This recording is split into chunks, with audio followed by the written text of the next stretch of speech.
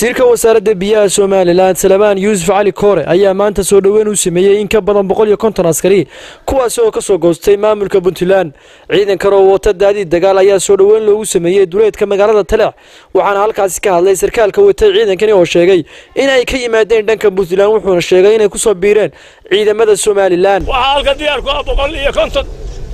ka soo wareegay jamaada Puntland ku soo wareegay jamhuuriyadda Soomaaliland maanta oo diyaar u ah ciidanka qaranka Soomaaliland ciidanka oo ka soo wareegay Puntland wuxuu ka yimid Godqaboobe Faladhiyaale waa ciidankii 220 iyo bisha oo 20 sano ku jiray Puntland waa askari oo Taleex ku haray ma jiro waxana waa soo socda jaalle wasiirka wasaaradda biyaha Soomaaliland Salmaan Yuusuf Cali Koore ayaa sheegay ciidankan ay yimaadeen deegaankoodii sidoo kalena uu sheegay in ay si rasmi uga mid yihiin ciidamada Soomaaliland waxaana ka mid ah wasiirka hadaladiisii ciidanka goobta ka muuqda oo aan garan karo inay ciidan ka soo wareegay maamul goboleedka Puntland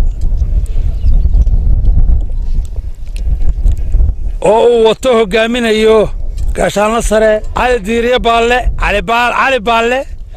oo caan ku ah baan u malaynayaa deegaamadan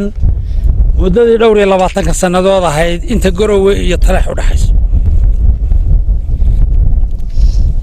waragii aanu muddada faraha badan isku haynay deegaanka waqtiga faraha badan aniguna aan lahaa war xaggan aan naqle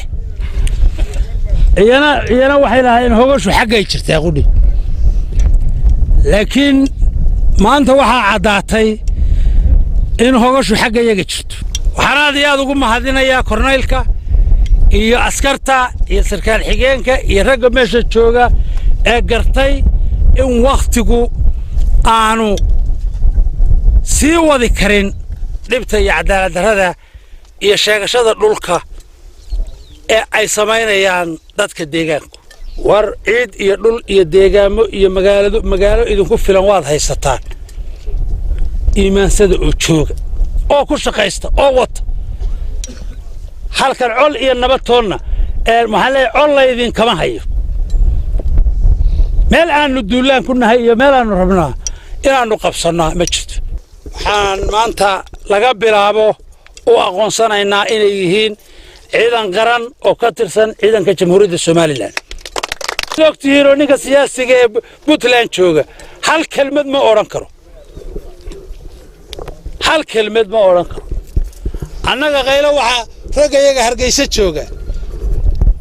waxa qaylo iyo dagaal iyo buuq naga dhacaya iyo inaanan cidna uga haybadaysan danta iyo waxa ummadda reer Soomaaliland iyo xaqa aanu ku leenahay inaanu ka qayb qaadano dhismaheeda constitutional xaq baanu u leenahay waanu wadnaa laakiin macnaheedu maaha inaanu cid u daba fadhino wixii halkan la idin soo gaarsiiyaa waxba leeyahay maaha ee waa waxaad xaq u leedahay waxba idin siiyay maaha waa wax qaranka iyo dastuurku iyo dalku idin siiyay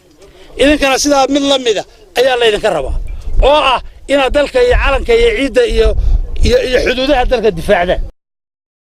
Abdi Jaamac Saan TV magaalada taariikhiga ee Taleex.